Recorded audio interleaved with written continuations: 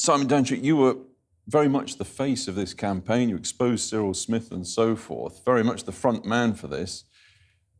Do you feel that, notwithstanding the personal pressures, you're letting people down? Yeah, I do feel that, and I've thought about it long and hard, but I recently met with a psychiatrist, talked at length about the campaign and how it was impacting on me personally, and he effectively gave me permission to stand back from it, and I think that's what I needed. I needed a professional, a medical professional to come forward and say, listen, enough's enough, you need to take some time out from it. And it was stronger than advice that this would be a good idea. It was this you should do. You should do this for mental health reasons, yeah, absolutely. So it's almost a form of sort of PTSD, I mean, in the sense that you've been dealing with this stuff day in, day out, week in, week out, and it's obviously a pretty dispiriting aspect of human life. Did it just simply get to you?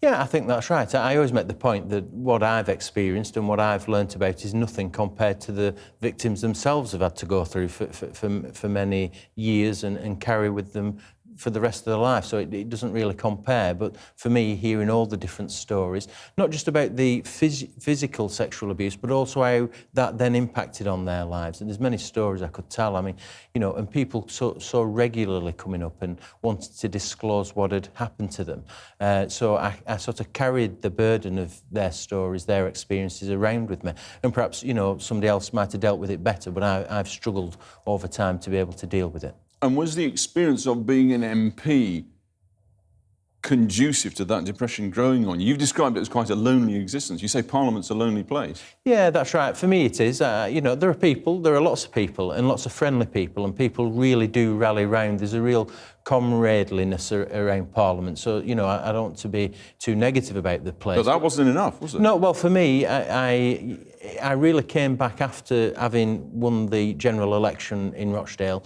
landed back in Parliament, and I thought, again, I'd been experiencing, you know, depression in the run-up to the general election for months beforehand, but just landing back there, I thought, enough is enough. I need to see somebody because, being away from family, campaigning on this type of issue, an accumulation of concerns, really, bringing it to get to a head to the point where I needed to see someone. And the good news is that Parliament now does make that sort of thing available. John Bercow, the Speaker, has set some money aside for the well-being of MPs and for mental health purposes. So personally speaking, has it brought home to you that oft-talked-about thing that depression is like a broken leg, it's an injury, it's an illness, it's something wrong, but we don't talk about depression, we don't talk about mental illness in the way that we talk about almost all other aspects of human health.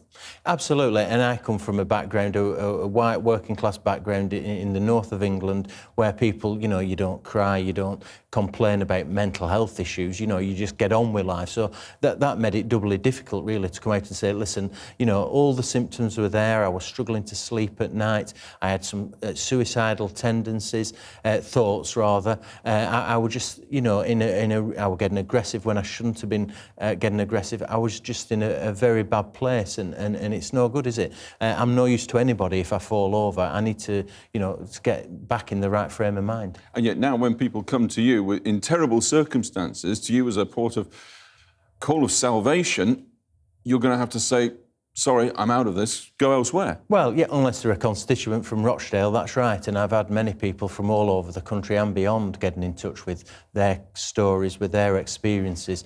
And I do feel a responsibility to help and assist. But I think what my office will have to do is to be able to refer people on to agencies and to be able to get them the help that they quite obviously need. That's pretty tough. It's pretty honest, but it's pretty tough. It's what needs to happen. I have to step back. I can't carry on carrying the depression that I've been carrying. I need a fresh start, really. I need to revive myself and perhaps come back to the subject in, 6, 12 months' time. How serious did it get for you? I mean, heavy drinking, thinking about suicide? Well, so it got quite serious, yeah. Heavy drinking, just of an evening, but a bottle of wine plus on some evenings, and every evening. Never drinking in the day, never drinking in the afternoon, but certainly having, I think, too much to drink of a night time. And that's no good. It's not conducive to a good lifestyle. It's not conducive to a good family life. And it's for me to change that, isn't it? Nobody else can do it but me. And it's very publicly cost you your marriage.